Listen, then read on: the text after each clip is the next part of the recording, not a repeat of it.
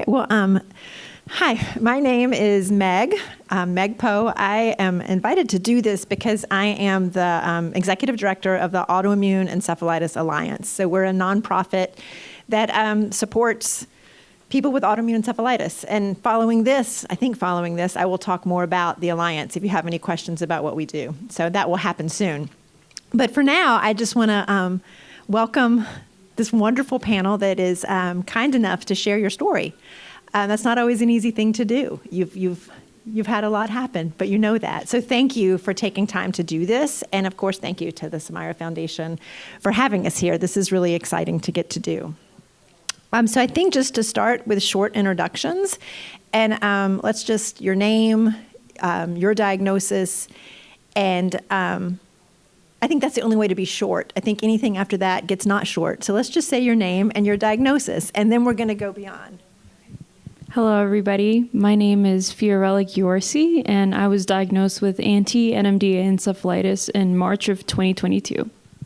Oh, you have one. Sorry. Tara's here. Switch it on.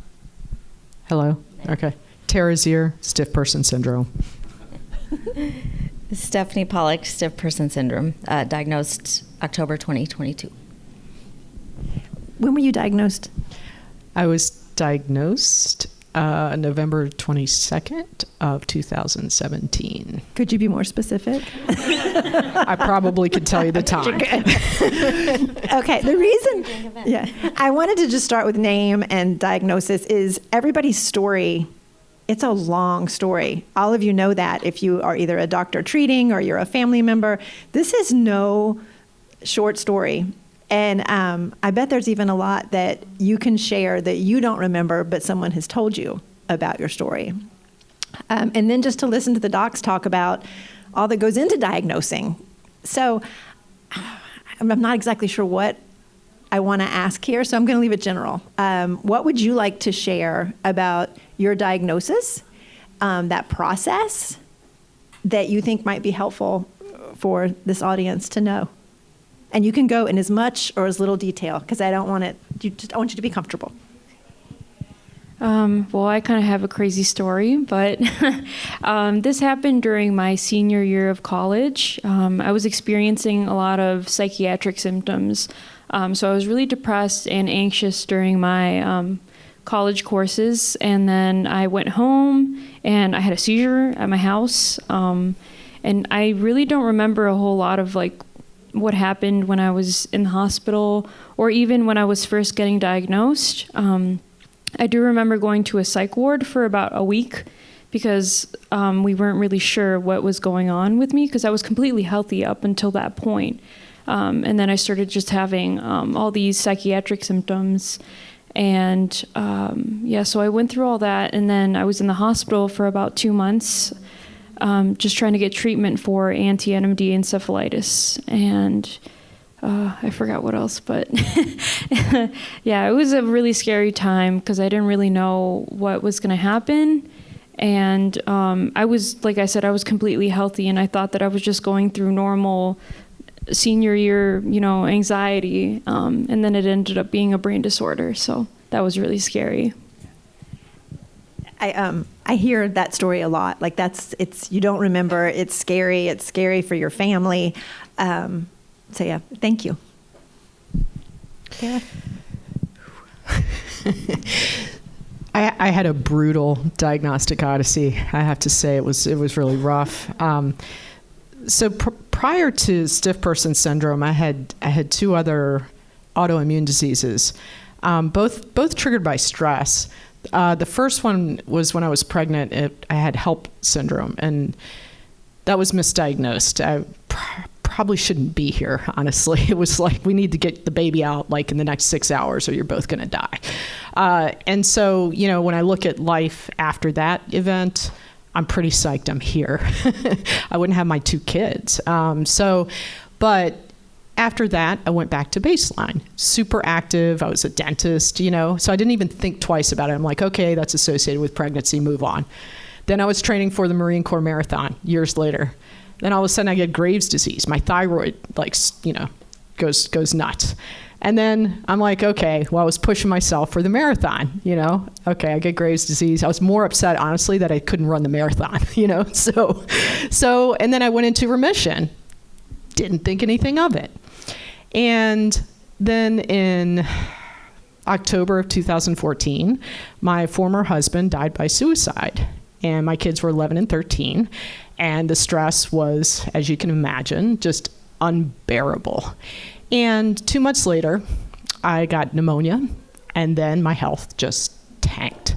I spiraled down, and for 2.5, 3 years, I was having these weird symptoms, these oddball symptoms, really frightening symptoms, and was going to the ER. I ended up in the ER 9 times, saw 13 different specialists during that time. I was mismanaged, I was misdiagnosed, I was told it was anxiety. I had a primary care doctor at one visit. He got close to me, said, "Tara, I don't know why you keep going from doctor to doctor. This is anxiety. Just take this medication for anxiety and see me back in 3 months." And he was angry at me. And I looked at him and I said, if you felt the way that I feel, you'd be doing the same thing. And I just turned around and walked out. And I'm like, next. Let's keep going.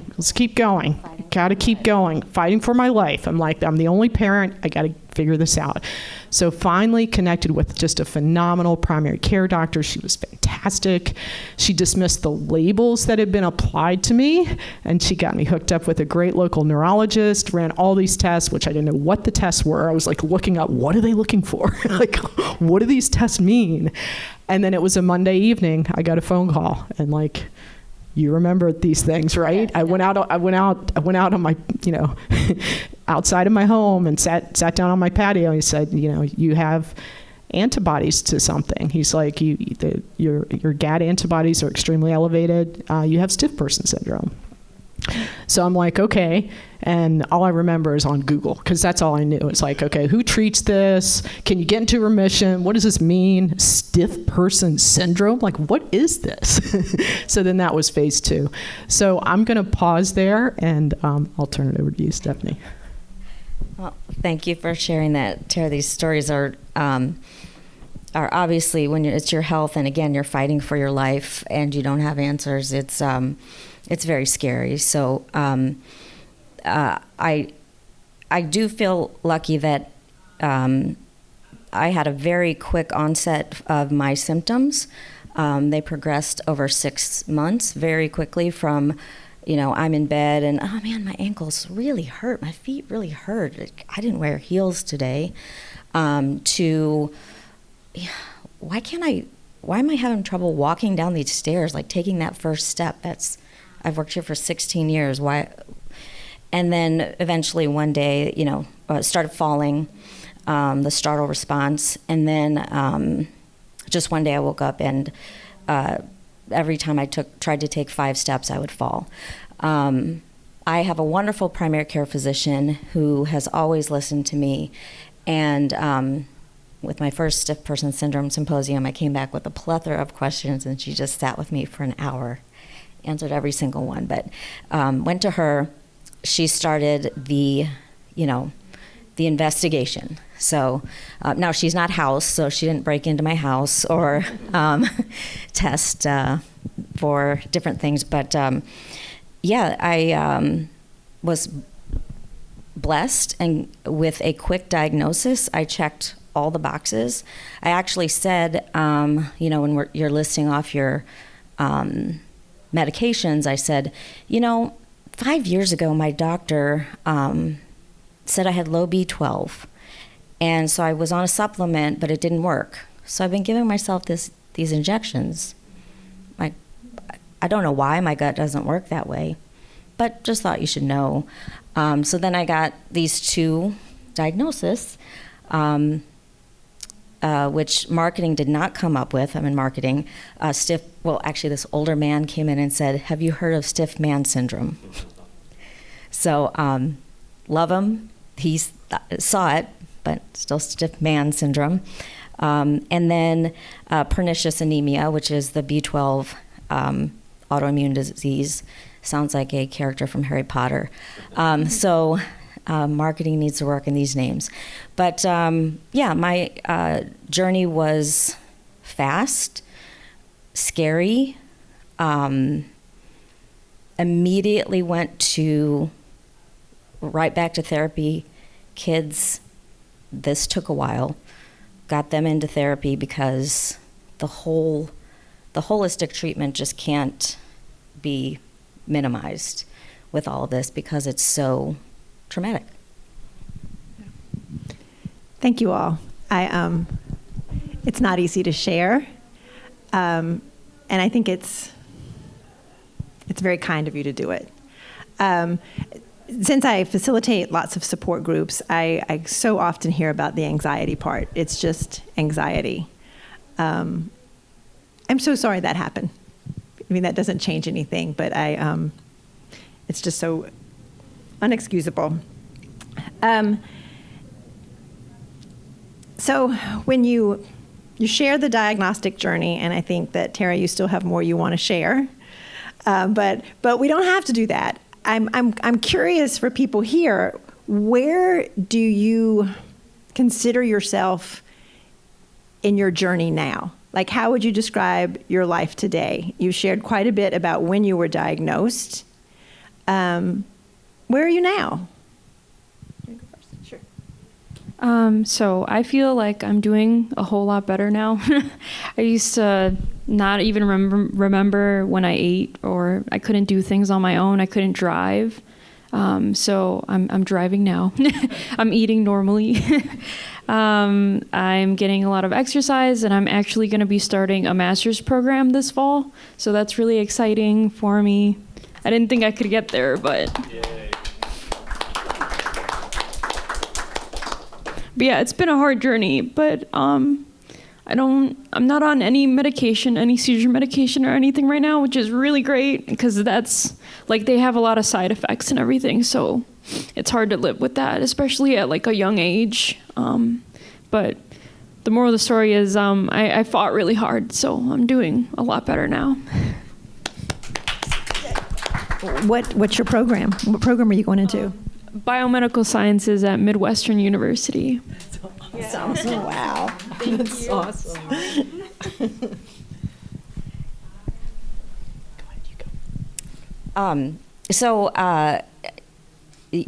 There was a time I have a young niece. She's 4 now, but at the time of diagnosis, she was newborn, and there was a time I thought, I don't think I'm ever going to be able to stand up and hold her, but I'm doing so well.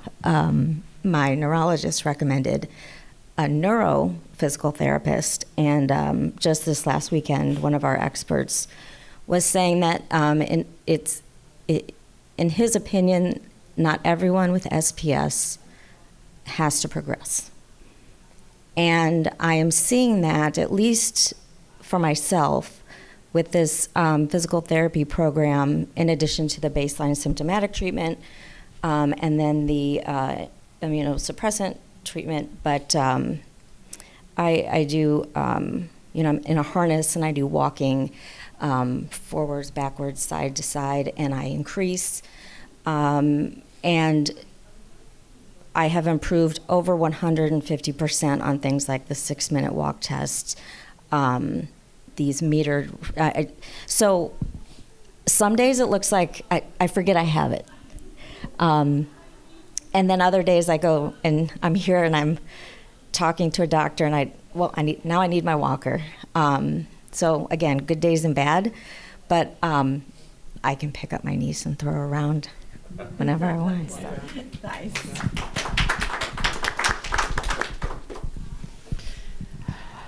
I'm definitely better than I was. So this whole progressive thing, I think that can get into people's heads. And so, I just want to speak to that, like, don't give up. Just keep trying to get better. And, looking at where I was in 2017, I was unable to work. I was unable to drive. I was unable to care for myself or my children. I had to hire someone to live with us. I was probably, if I had to say what percent functionality, I would say I was 5. I'm probably 60 right now, and I'll take it. So what does that look like? So with me, it's invisible. Most people, I can shower, and I can, I did that for you guys, shower today. And I make a joke about that, but I don't know if you all are familiar with something called the spoon theory, that has been explained for chronic conditions where each spoon, it represents a unit of energy. And so I deal with quite a bit of fatigue. And let's say for a day I've got 10 spoons, and one spoon is getting out of bed, 2 spoons to shower, another spoon to brush my teeth, another spoon to eat. It's I'm thinking, somebody asked me to go get coffee, and I'm staring at them going, are you kidding me? I've already used 6 spoons, that's going to take 3 spoons to get coffee with you. So I have to be very intentional. For an event like this, it's how do I plan? What am I going to wear? I got to pack a month in advance. I just had a conference a week ago. How do I pull it off? What's the timeline? When are you going to shower? You got to talk to Michael. That's a spoon, right? So, but all kidding aside, I'm better. I'm excited, and every single day I wake up and I do a fist pump. I'm I get another day, and I'm pretty psyched about that. Nice. A quick comment. What the work Tara has done is, she has with the foundation, she's assembled not only the knowledge that was not available. You would Google, and then of course they give you these suggestions like life expectancy, things you just don't want to see. She has assembled such a comprehensive nonprofit and foundation that is not only giving accurate information, it's assembling the right experts, the KOLs in this field that are advancing research. And not only that, but the community of last week was indescribable. So she's doing the work, not just for herself, but for all of us. Thank you. Thanks.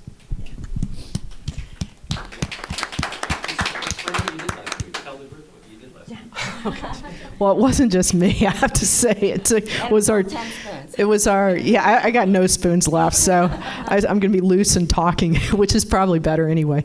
Now, we had our symposium in Connecticut last weekend, and it was our largest event ever, and it was definitely all hands on deck. We had lots of volunteers for our committee putting it together, our team.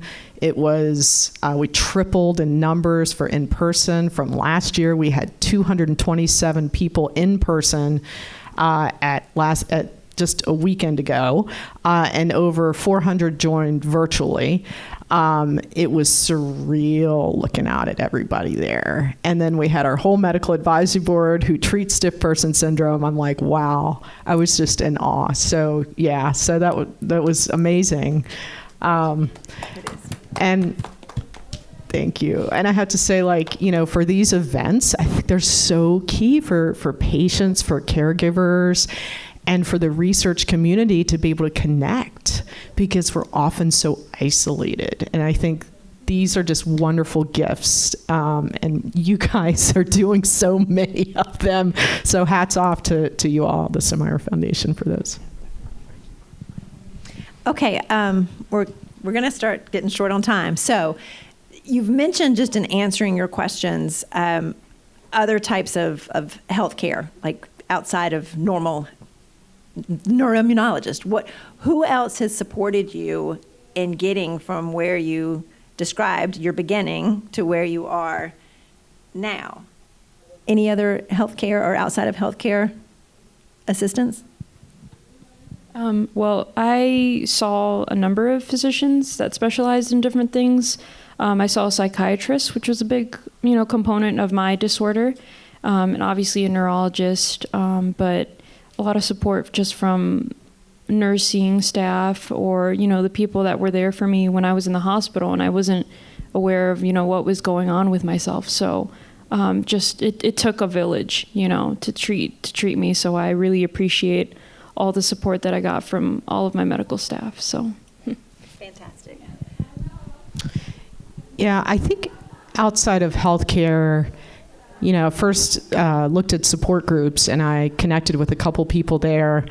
And, there's always that one person, it's like, I found one person I can talk to, because it's tough with these rare diseases for people to understand. And this person is gold to me. I'll never forget him for being that one person I know I could call.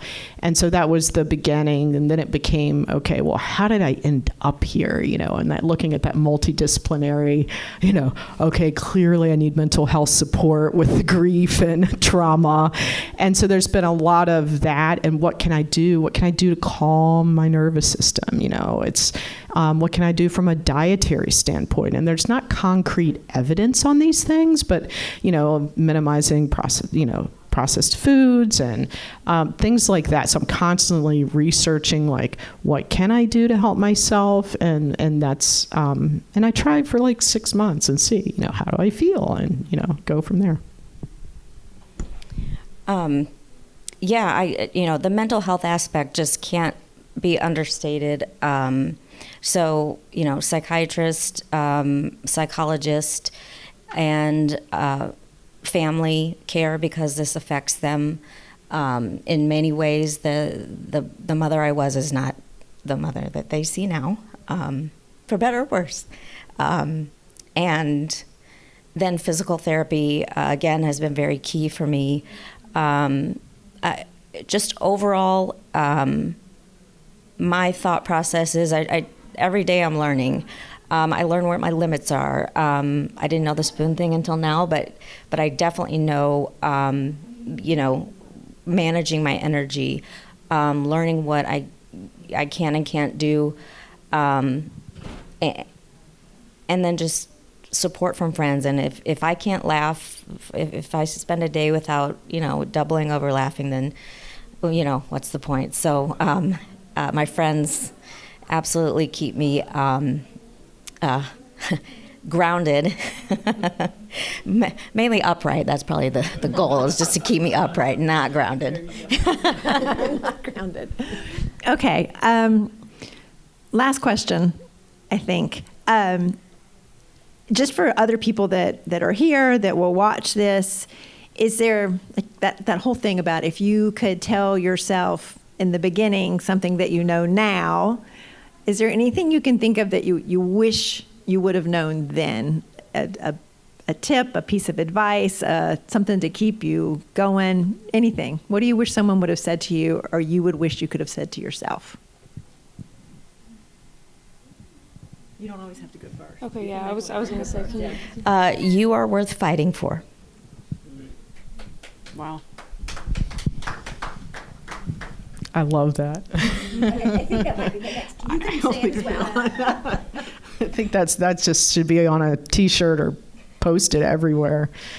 Gosh, yeah. I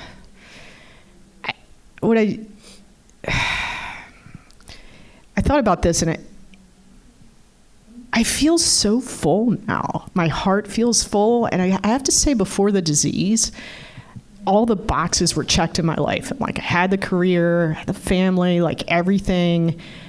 Like, I'm like, why do I feel like something's missing still? And I couldn't figure it out.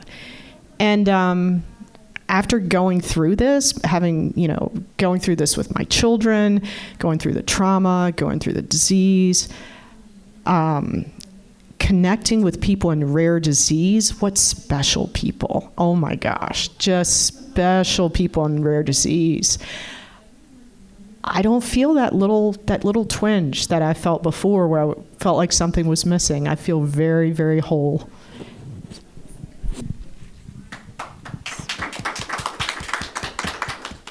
I guess kind of going off of that, I would try to tell myself, like, everything happens for a reason. Like what they say, God gives his greatest battles to his strongest soldiers.